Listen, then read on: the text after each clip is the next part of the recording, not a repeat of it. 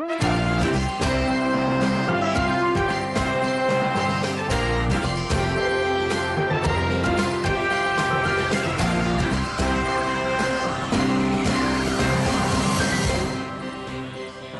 afternoon. It's Sunday, the 23rd of April.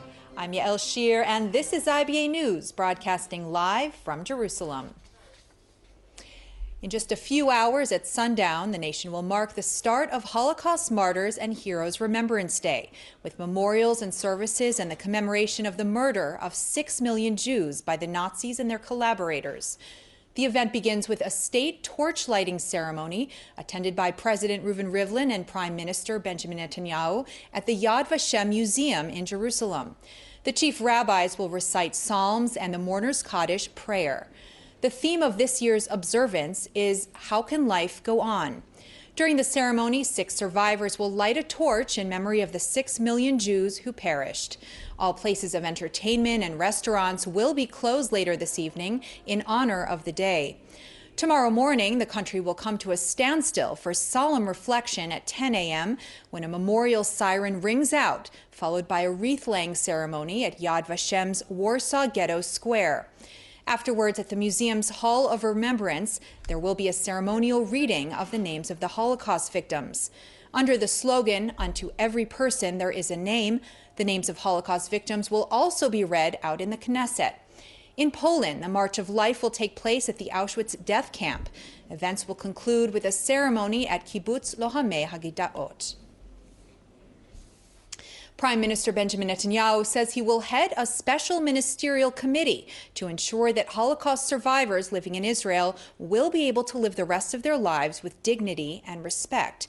Speaking at the start of today's weekly cabinet meeting on the eve of Holocaust Remembrance Day, Netanyahu added that while all the governments under his leadership worked to significantly raise budgets allocated for the issue of Holocaust survivors, it is still necessary to guarantee that the funds will actually reach the survivors and prevent them from getting tangled up in bureaucracy. He described his goal is to unlock what is jamming the system. At the same meeting, Netanyahu addressed last week's embarrassing incident at the Knesset, in which several Likud MKs offended the feelings of bereaved families at a special State Control Committee session on Operation Protective Edge. Netanyahu said that he was sorry to witness such an exchange, stating that there was a need to apologize for the incident immediately, and it's good that it was done. A suspected terror attack occurred a short time ago in a hotel lobby in Hayarkon Street in Tel Aviv. 4 Israelis, 3 men, and a woman in their 50s to 70s suffered light injuries after being stabbed by a Palestinian. The 4 were transferred to the Ichilov hospital for treatment.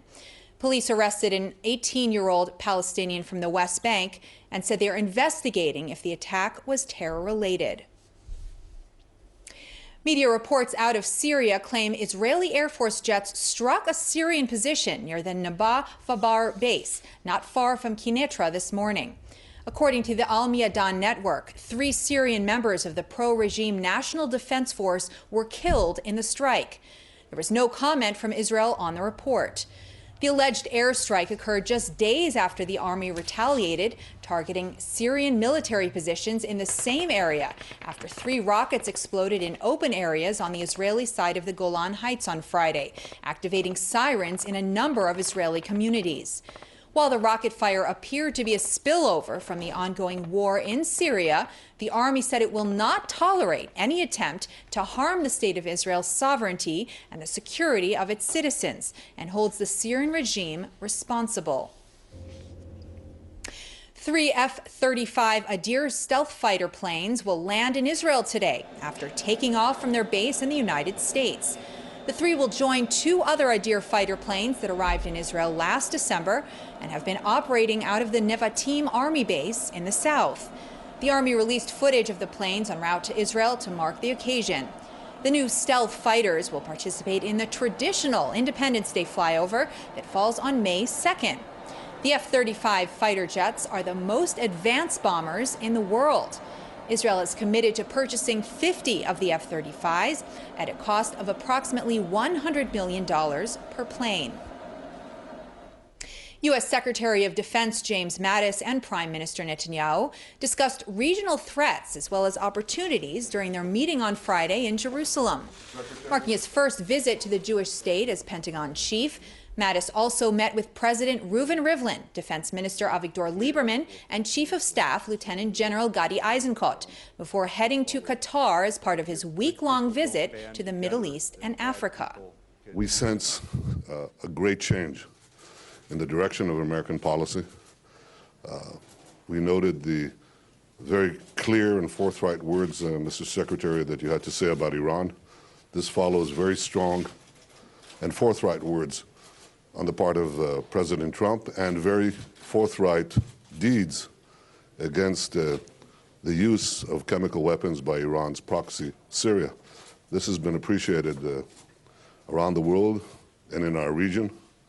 I think this is a welcome change, a strategic change of American leadership and American policy. The week before Holocaust Remembrance, I think it's important that we remind ourselves that if good people don't band together, then bad people can do a lot of damage in this world. And we're committed to stopping that and doing whatever it takes to pass on peace and freedom to the next generation. So thank you very much, Mr. Prime Minister. It's a privilege to be here with you. Thank you. Yes, sir. Thank you. In an effort to shift the focus of the UN Security Council's monthly meeting on the Middle East, U.S. Ambassador to the UN Nikki Haley, who is currently the rotating president for the month of April, continued to criticize the world body for its constant bias against Israel. Speaking before the forum, Haley noted that the ongoing Israel bashing does nothing to bring Israel and the Palestinians closer to reaching a peaceful solution. Danny Danon, Israel's ambassador to the UN, welcomed Haley's efforts. Regrettably, these monthly meetings routinely turn into Israel bashing sessions. That's the way this Security Council has operated for years. It's a formula that is absurdly biased against one country. It's a formula that is painfully narrow in its description of the conflicts in the region. And it's a formula that does nothing to help find solutions. The truth is, these Security Council meetings don't do anyone in the region any favors, least of all the Israelis and the Palestinians. These meetings do nothing to bring the parties closer together. They actually work to push the two sides apart. More importantly, the chance for peace and stability for our region depends on this Council and the international community as a whole recognizing real threats when we see them. I ask a simple question to those who insist on keeping the focus on Israel here in the Security Council. Is Israel at fault for the spread of ISIS? Is Israel to blame for the dire situation in Yemen? Is Israel responsible for the daily massacres in Syria? The answer is a resounding no.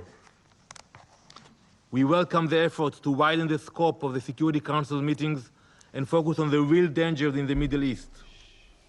In a related development, Prime Minister Netanyahu said that the first test in working towards a substantial peace agreement with the Palestinians is for the Palestinians to prove they are really interested in achieving this goal. In an interview with Fox News over the weekend, Netanyahu called on the Palestinian Authority to fight terror and stop rewarding terrorists. The first test of peace is to say to them, hey, you want peace? Prove it. Confront terrorism. Stop rewarding terrorism. Stop paying terrorists.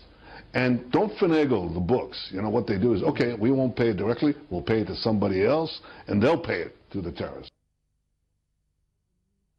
Lebanon's Prime Minister Saad al-Hariri said the United Nations to assist his country in reaching a permanent ceasefire with Israel that will halt what he called Israel's continued violations on Lebanese soil. The Lebanese leader made the statements during a tour in the south of his country, close to the border with Israel. He called the Hezbollah media tour, staged a day earlier at the same location, unacceptable, saying the aim of his visit is to preserve the UN Security Resolution number 1701, which ended the war between Israel and Hezbollah in 2006, charging the Lebanese army with maintaining security on its side of the border in a buffer zone that bars Hezbollah's presence. During his visit, Lebanese leader also met with members of the UN peacekeeping force patrolling in the area. Amidst a heightened security presence, nearly 47 million French voters went to the polls in France today to choose the country's next president. Some 50,000 police and 7,000 soldiers were deployed across the country to secure the polling booths in the backdrop of last week's terror attack in Paris's Champs-Élysées, in which a policeman was killed. 11 candidates are vying for presidency, with the two candidates winning the most votes going head-to-head in a runoff in 2 weeks' time. The four candidates believed to be within reach of the presidency are conservative François Fillon, far-right leader Marine Le Pen, liberal centrist Emmanuel Macron, and the far-left Jean-Luc Mélenchon. CRIF, the umbrella group of the French Jewish communities, issued a statement saying Le Pen and Mélenchon are a real danger to the country's democracy. Voting ends at 8 o'clock this evening, with exit polls expected to be published shortly after. In sports news, Israel's Alex Shatilov took a bronze medal at the European Gymnastics Championship in Romania over the weekend. It's the 30-year-old gymnast's 7th overall medal in European competitions. Shatilov expressed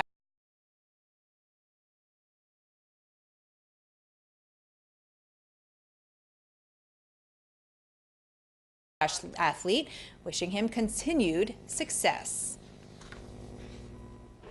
And finally, the fate of IBA English News remains uncertain.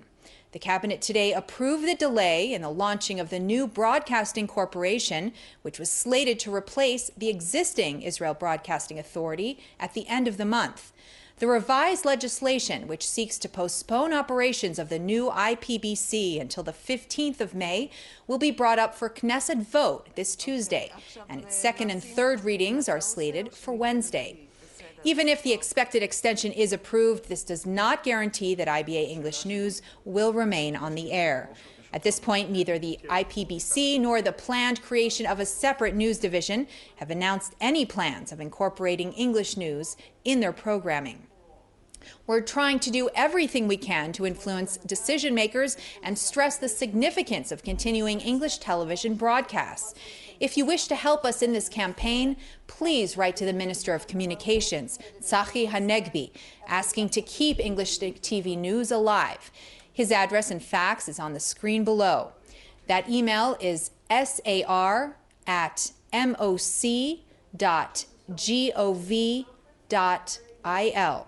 Together, maybe we can all make a difference.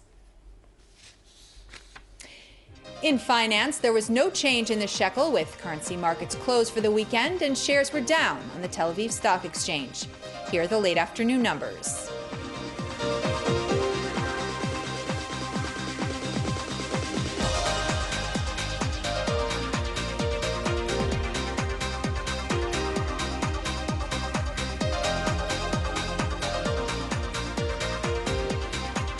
Turning to the forecast, the IBA weather team says tonight will be mostly cloudy and tomorrow will be partly cloudy with no significant change in temperatures. Here's a look at the highs and lows for the next 24 hours at home and abroad.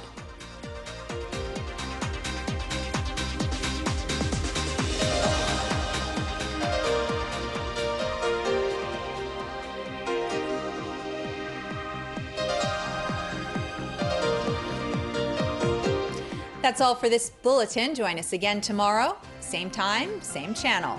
Until then, I'm Yael Shir, wishing you a good evening and shalom from Jerusalem.